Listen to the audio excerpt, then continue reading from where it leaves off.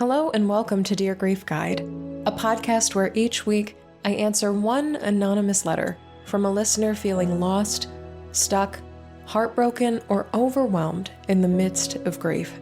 My name is Shelby Forsythia. I'm a grief coach and author, and I'm here to help you create a life you love from the life loss forced you to live. Let's get to today's letter. Dear Grief Guide, can grief make you lose the will to work?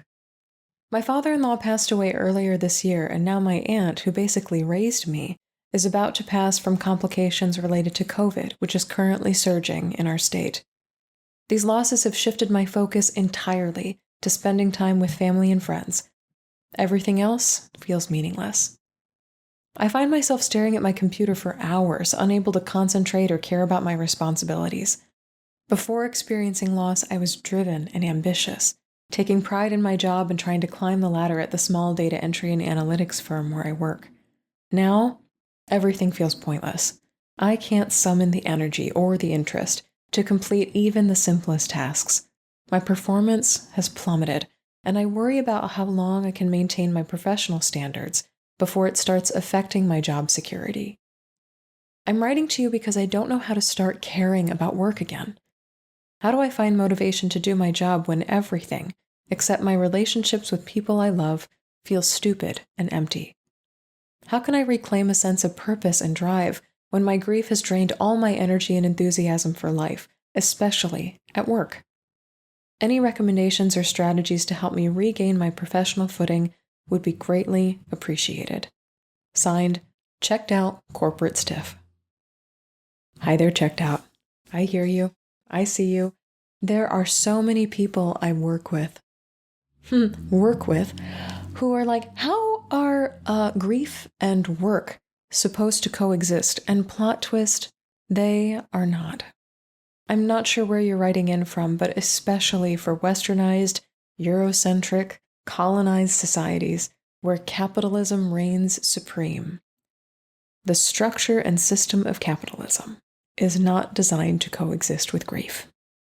Because capitalism tells you that what matters is money and gain and progress. Growth is up and to the right, and everything else is failure.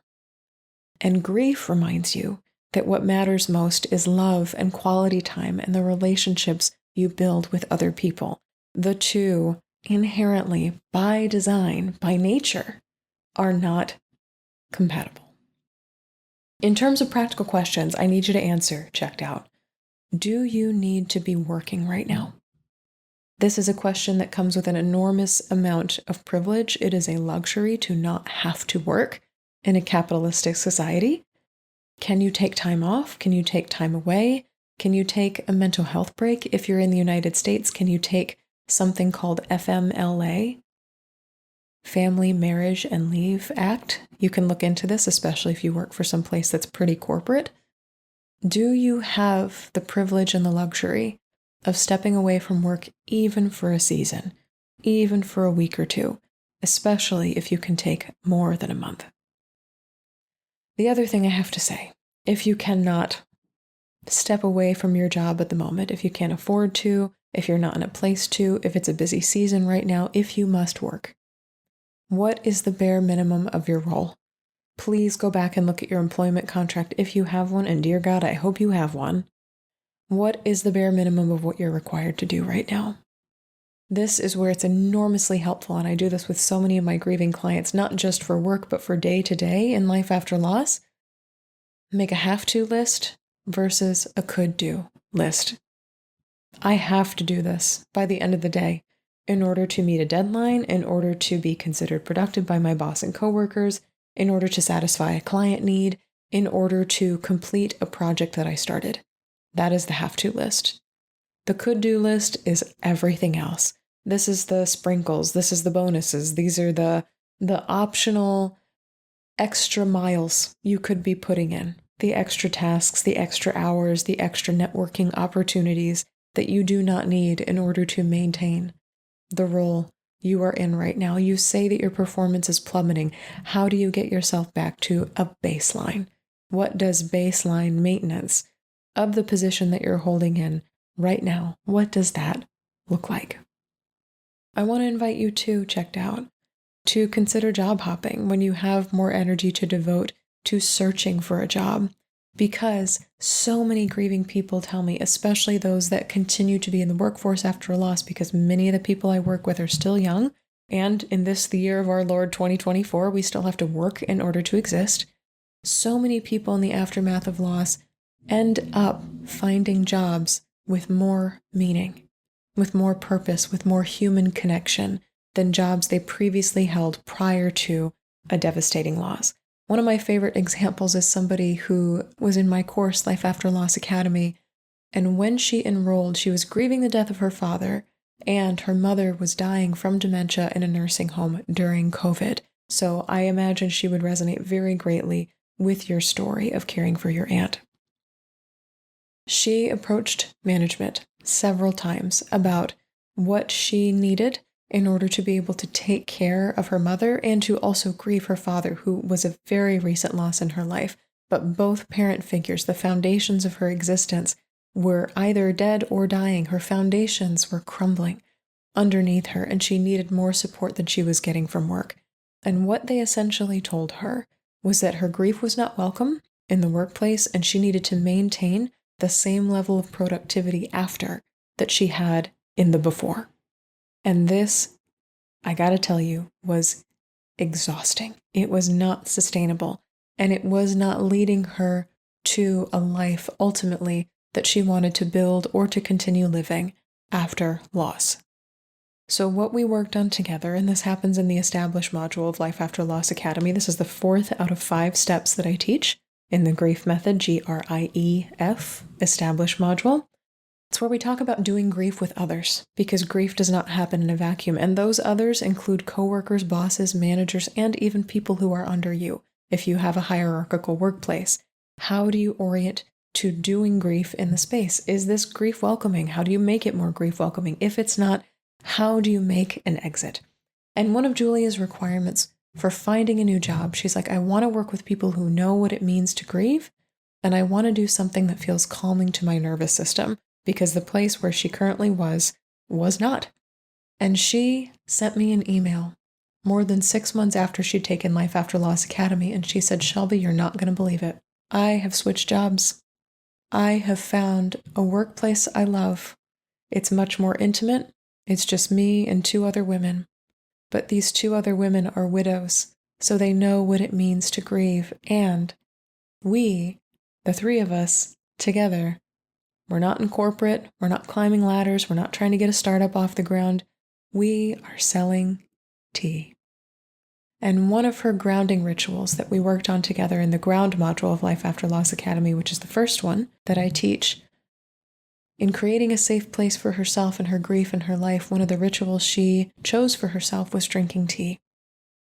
And so to go from a place where she was forced to be productive, where her grief was not welcome, where she was not given any human allowances for her loss and her pain, to go from that to a place where her grief was not only welcome but embraced, and to do an activity that grounded her nervous system and connected her with her community and the people around her, it was a total life overhaul transformation. That is what she learned and took away from Life After Loss Academy, and it is still impacting her positively to this day. I heard from her less than a month ago.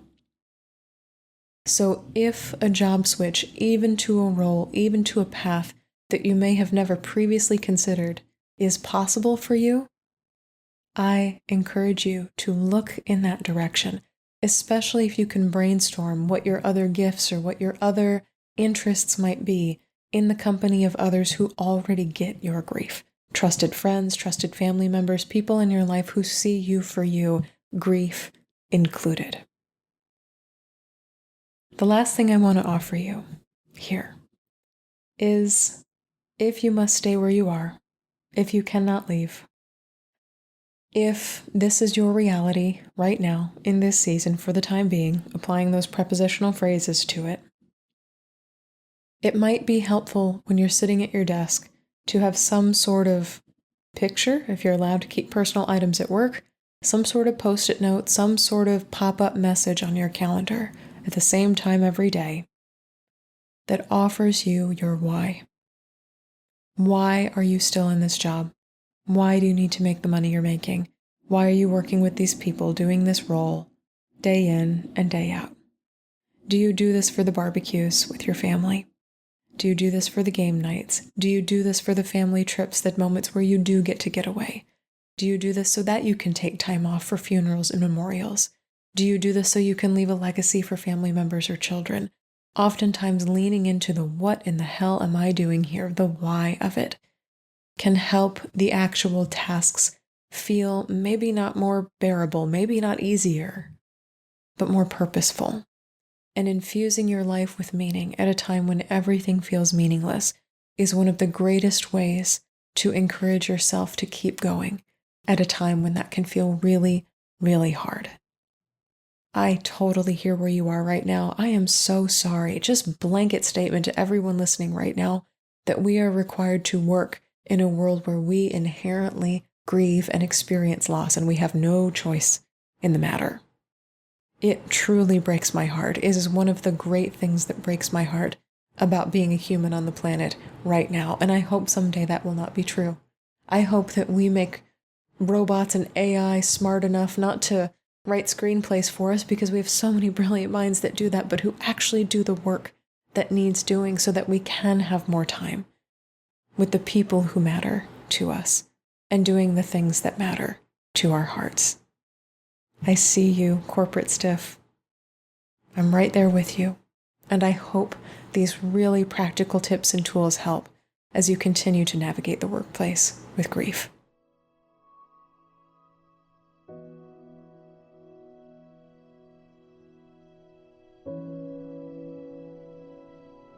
That's all for this episode of Dear Grief Guide. Thank you so much for joining me today. If you're feeling lost, stuck, heartbroken, or overwhelmed in the midst of your own grief, check out my free workshop, Grow Through Grief: 3 Ways to Stop Feeling Stuck and Start Moving Forward. I'll give you 3 easy, actionable tools for navigating life after loss and show you how you can create peace, stability, and compassion right there in the middle of grief's confusion and uncertainty. You can find the workshop link in the show notes. If this podcast helped you feel a little less alone in your grief, please subscribe and leave a review on Apple Podcasts, Spotify, or wherever you're listening. And be sure to share Dear Grief Guide with a friend, because you never know what someone you love is going through. You can submit your anonymous letter for the show and find additional grief support at shelbyforsythia.com. Music for Dear Grief Guide is performed by Addie Goldstein. Editing by Rue Spence of Synivia. Until next time, I see you. I am so proud of you and the work that you're doing in the world. And I love you.